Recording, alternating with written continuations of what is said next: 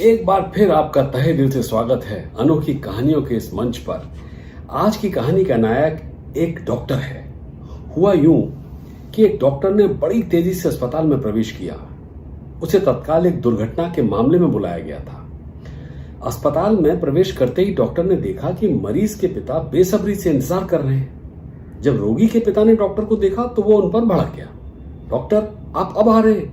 हम कितनी देर से आपका इंतजार कर रहे हैं। एक डॉक्टर होकर भी क्या आप अपना दायित्व नहीं समझते हैं? अगर मेरे बेटे को कुछ भी हो गया तो आप जिम्मेदार होंगे। यह सुनकर डॉक्टर ने जवाब दिया, आई एम सॉरी, मैं अस्पताल में नहीं था। जैसे ही फोन आया मैं तेजी से यहां पहुंच गया हूं। कृपया धैर्य बनाए रखें, चिंता न करें। तब रोगी के पिता ने डॉक्टर से कहा, मैं कैसे धैर्य रख सकता हूं? अगर वो आपका बेटा होता तब भी क्या आप यही बात कहते? अगर किसी की लापरवाही से आपका बेटा मर रहा हो तो क्या कहेंगे आप?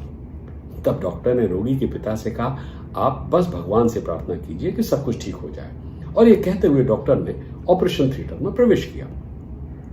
डॉक्टर के ऑपरेशन थिएटर के अंदर जाने के बाद भी रोगी का पिता बड़बड़ा रहा था। सलाह देना आसान है, जब खुद पर गुजरेगी तो पता चलेगा।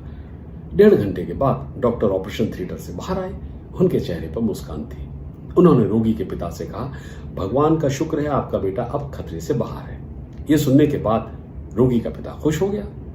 डॉक्टर से पूछने लगा, मेरा बेटा कब तक ठीक हो जाएगा? हम उसे घर कब तक ले जा सकते हैं डॉक्टर? लेकिन जिस तेजी से डॉक्टर अस्पताल आए थे उसी तेजी से ये कहते हुए निकल गए, बाकी के सवाल आप नर्स से पूछिएगा। रोगी के पिता ने पास खड़ी नर्स से कहा, इस डॉक्टर को इतना घमंड क्यों है? क्या वो मेरे सवालों के जवाब देने के लिए 2 मिनट भी नहीं रुक सकता था? नर्स की आंखों में आंसू थे। उसने दर्द भरी आवाज में कहा, दरअसल आज सुबह एक कार दुर्घटना में डॉक्टर साहब के बेटे की मौत हो गई। जब हमने उन्हें यहां बुलाया तब अपने बेटे के अंतिम संस्कार की तैयारी कर रहे थे, लेकिन वे सब कुछ छोड़कर आपके बेटे के ऑपरेशन के लिए तुरंत आ गए। अब वो जाकर अपने बेटे का अंतिम संस्कार करेंगे। इस वाक्य को सुनकर रोगी का पिता दंग रह गया और उसे अपनी गलती का एहसास हुआ। उसका सर शर्म से झुक गया। कहानी खत्म। आइए देखें क्या सबक सीख देती है हमें ये कहानी। कई बार हम वास्तविक स्थिति को जाने बिना ही प्रतिक्रिया करते हैं। हम अपने ऊपर नियंत्रण नहीं रखते और वास्तविक स्थिति को अच्छी तरह जान लेने के बाद ही हमें मुंह खोलना चाहिए।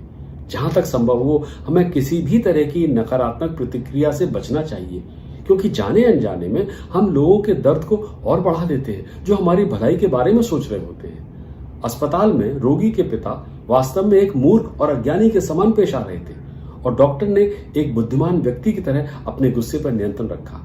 किसी ने ठीक ही कहा है कि मुसीबत में धैर्य रखना आधी लड़ाई जीत लेने के समान है।